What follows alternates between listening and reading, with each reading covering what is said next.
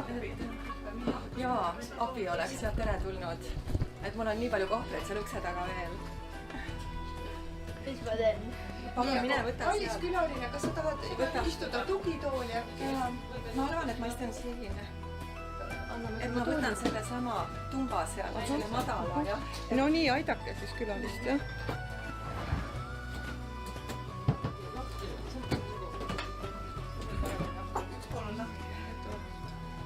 Jah, siia. Jah, aitäh. Nii, ma panen nad siia järjest.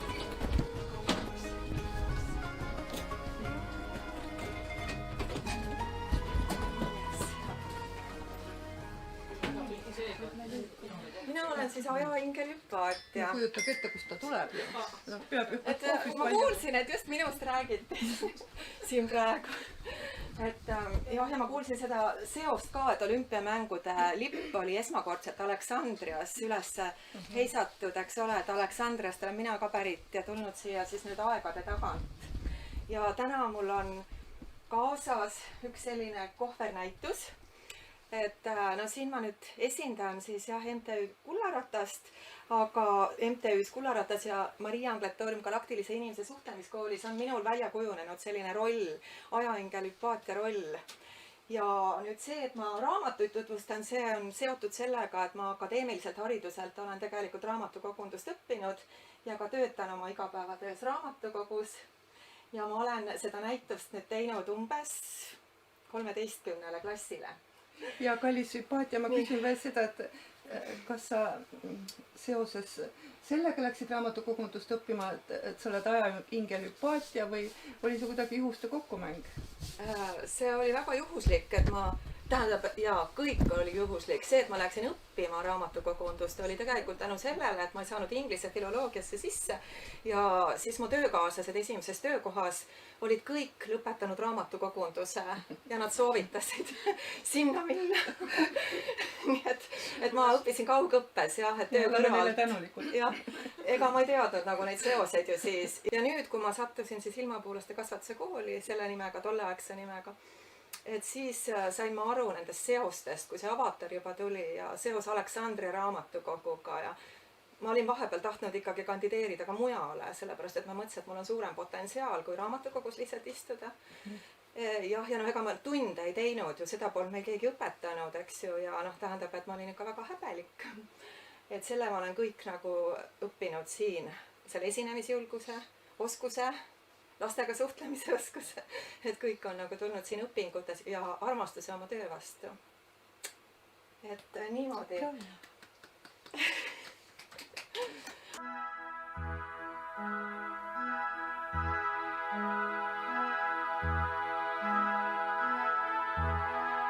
Astrid Lindgren elas 95-aastaseks ja suri 2002. aastal.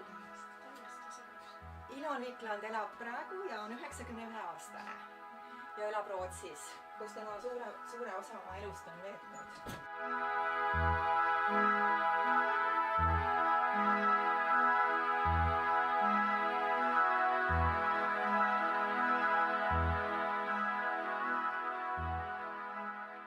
Et see on ühe elu ja loomingu tutvustus, ajarännak ajaloos tagasi 90 aastat siis ja selle kohvernäituse on loonud Eesti Lastekirjanduse Keskus koostöös Iloni Imedemaga, mis asub Haapsalus ja Läänemaa raamatukogu on ka siis kaastegev. Kunstnik on Kaie Kall. See on see periood, kui tema Tallinnas elas, aga esimesed eluaastad möödusid tal Tartus.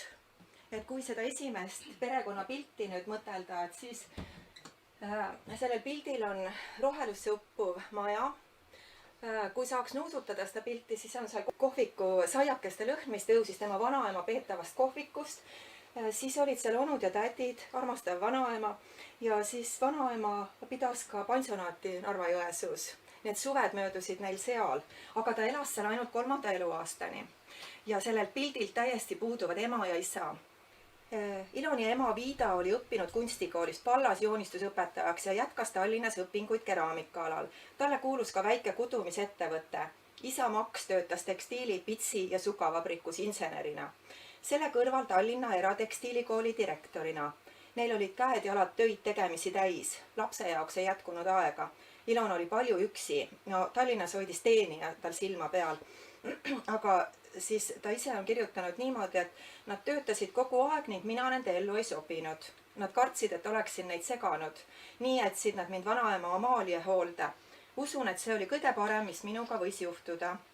Sammeli Epp ja mina. Et siin ta siis räägib sellest Tallinna perioodist. Ta oli väga üksinda, tundis ennast selle tõttu, et emal ja isal polnud aega, teenija tegi mõnikord siis süüa. Aga mingil hetkel võeti nende peresse siis koer ja kass, oli ka kilpkonn. Seda koera on ta nüüd läbi oma lasteraamatute joonistanud, aga mitte seda koera, vaid oma täiskasvanu ea koera. Sammeli on ta nimi ja siin on ka ta see väike koerakene. Et millegipärast ta sellest oma tegelikust koerast, sellest lapsepõlve koerast ei olegi pilte joonistanud. Vähemalt raamatutesse pole jõudnud.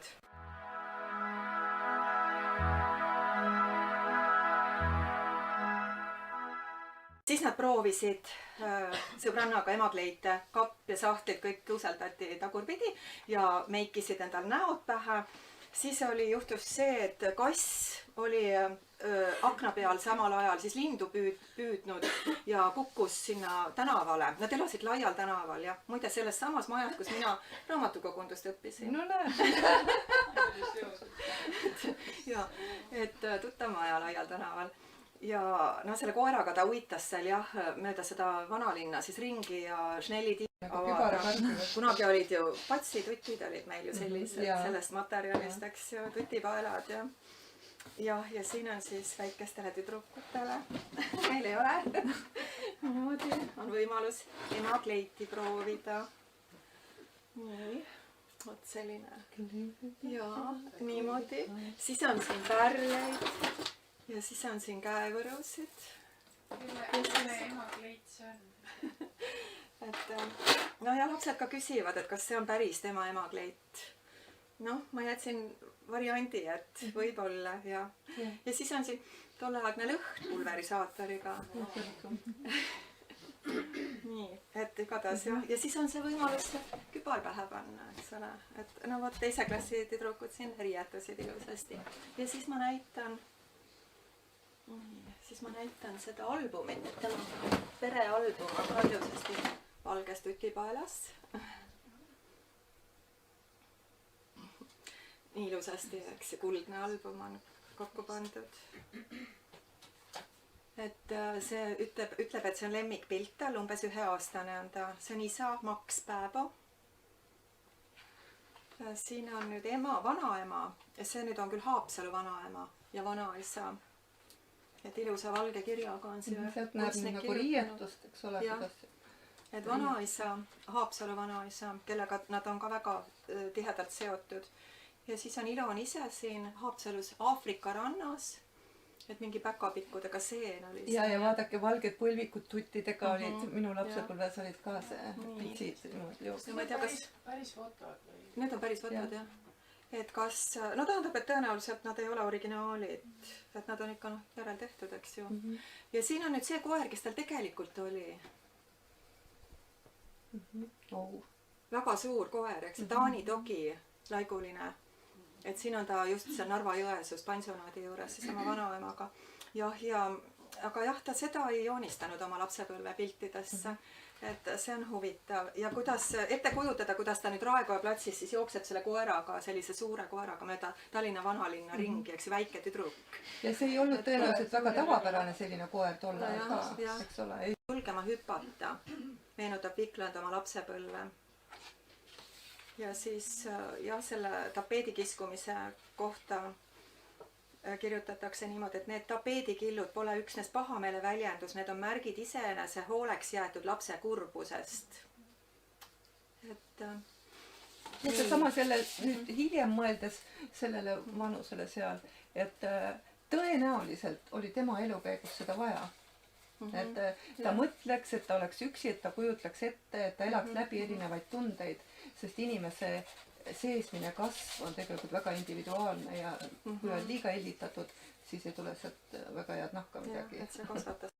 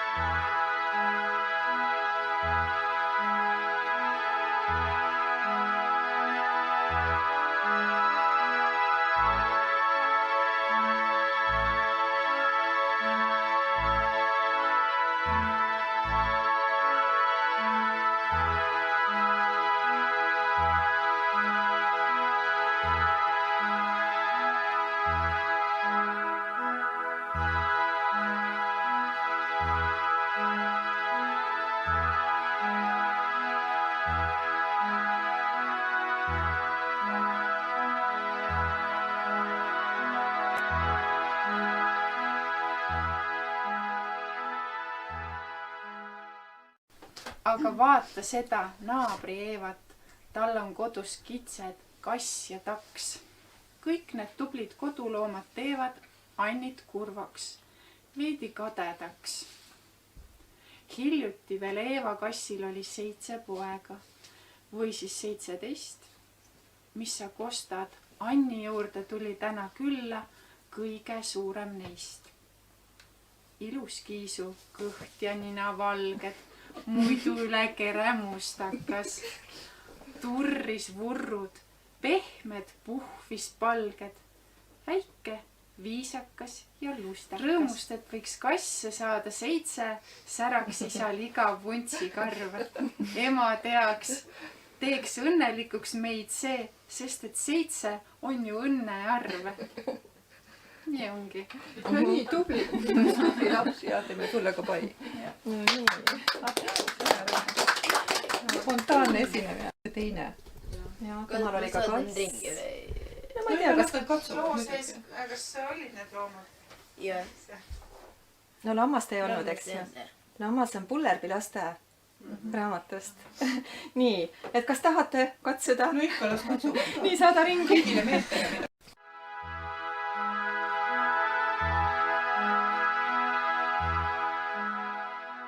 nii, siin on siis need raamatuid. tema joonistatud raamatuid. sul on tuttavad mõned, eks ole? nii, ja missugust sa, Oskar, oled lugenud? ma olen lugenud Karlsson katusel, siis Rooniat ja no peamised on teada, jah. Pullerbi lapsed.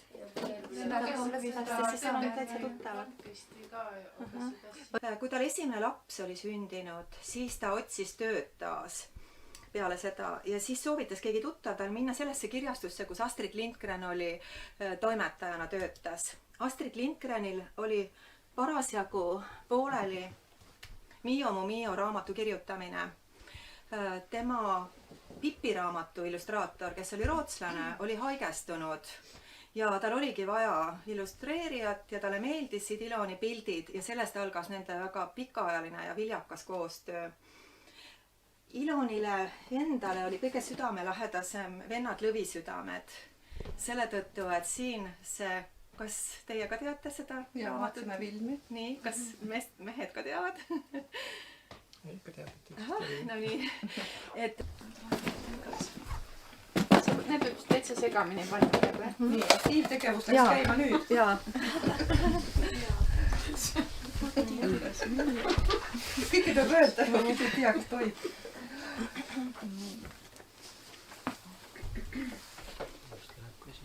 Liisa.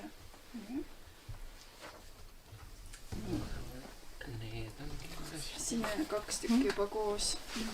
sõbrad, Roonja ja Birk. teeme, et igaüks otsib mõne paari. ka mitmekaupa. ei, kohe kaupa on ja paarilised. ja. nii. Lasse, Bosse, Liisa, need on need. Pullerbi lapsed. rulle. Kipist. Need on nagu koos, eks ju. tõsta need siis, kes koos on, tõsta nagu siit pealt ära, jah? Neid peaks olema koos. Julius. No kes on? Onu Julius. Onu Julius oli see detektiiviraamatus või?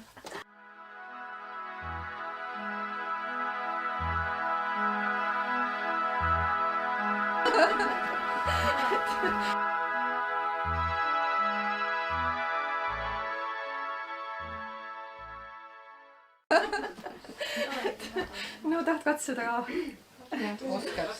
ja hästi head kerged on, eks? no vot, et see on nagu jah, siuke tore auk on. nuusutage, kas on kartuliõhna juures. mitte eriti vist.